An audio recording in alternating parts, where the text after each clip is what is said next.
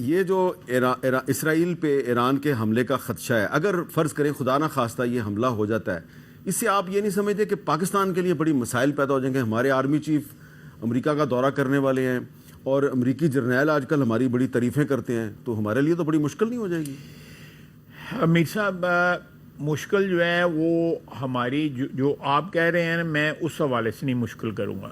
میں اس حوالے سے کروں گا کہ ایران ہمارا ایک برادر ملک ہے، ہمارا ہمسایہ ہے، تاریخی تعلقات ہیں، ان کی زبان ہماری آفیشیل لینگویج رہی ہے، سینکڑوں سال جو ہے آفیشیل لینگویج رہی ہے فارسی ہماری. آپ کو پتہ ہے نا، ہمارا ان کے ساتھ مذہب کے علاوہ جو ہے نسلی رشتہ بھی ہے. یہ ایرینز جو ہیں، جتنے بھی آریہ نسل سے لوگ ہیں، وہ بیسیکلی آپ آریہ مہر ہی کہلاتے تھے نا، بادشاہ جو تھا، شہنشاہ جو تھا. تو یہ بے شمار ان کے ساتھ تعلقات ہیں، بھائی چارہ ہے، ایک تاریخ ہے ہمارے ان کے ساتھ تعلقات کی. میں اس نظر سے دیکھتا ہوں کہ اگر ان پہ حملہ ہوتا ہے اور اسرائیل حملہ کرتا ہے، تو یہ میں سمجھتا ہوں کہ یہ عالم اسلام کو کہیں تو متحد ہو کے جو ہے اسرائیل کو جواب دینا چاہیے.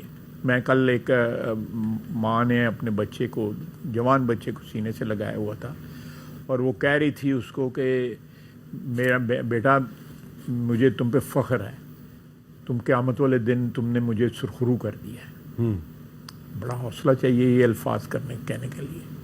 لیکن خیر صاحب، یہ جہاں پہ اس قسم کا ہو رہا، غزہ میں جو کچھ ظلم ہو رہا ہے، میرا ایمان ہے، میں بڑا کمزور سا گناہگار سا آدمی ہوں، لیکن میرا ایمان ہے ہمیں کوئی قیامت کا انتظار نہیں کرنا پڑے گا، یہیں پہ سب کچھ جو ہے سیٹل ہو جائے گا. یہ اسرائیل جو ظلم کر رہا ہے یہیں سیٹل ہوگا. اچھا، بالکل یہیں سیٹل ہوگا. لیکن یہ کیسے سیٹل ہوگا؟ دیکھنا، ان کی امیر صاحب، یہ جو کہتے ہیں نا کہ ہمارا اس زمین پہ قبضہ ہے. حضرت ابراہیم جو ہے وہ میسوپوٹیمیا، عراق سے ار سے گئے تھے. میں نے ٹویٹ آپ کو بھجوایا بھی تھا. ار سے گئے تھے. اس زمین کے ساتھ ان کا کوئی کنانیوں کا تعلق ہے، لیکن جو اولاد ہیں حضرت اسماعیل اور حضرت اسحاق کی، جو اولاد ہیں، جو بیٹے تھے حضرت ابراہیم کے، وہ ان کا اوریجن جو ہے وہ ار تھا. ار جو ہے شط العرب کے قریب ہے اس وقت. اس کے جو کھنڈرات ملے ہوئے ہیں اس شہر کے جہاں پہ نمرود حکومت کرتا تھا، وہ شط العرب کے قریب ہے. یہ کویت سے ذرا تھوڑا سا اوپر جائیں تو وہ شہر ہے. ان کا کہاں تعلق ہو گیا یہاں پہ؟ وہ تو وہاں پہ گئے تھے، ان کو پلاٹ، گھر بنانے کے لیے پلاٹ نہیں کچھ دیتا تھا. یہ بات کچھ عرب حکمرانوں کو کیوں نہیں سمجھ آتی جو بڑے ڈیسپریٹ ہیں اسرائیل کو ریکگنائز کرنے کے لیے؟ سر، میں اور بھی آپ کو بتا دوں، جب حضرت ابراہیم وہاں پہ گئے ہیں نا، اپنے حضرت لوط کے ساتھ اور بی بی سارہ کے ساتھ جو ہے، تو وہاں پہ ان کا رول تھا کہ وہ کسی فارنر کو زمین نہیں بیچتے تھے. ٹھیک ہے.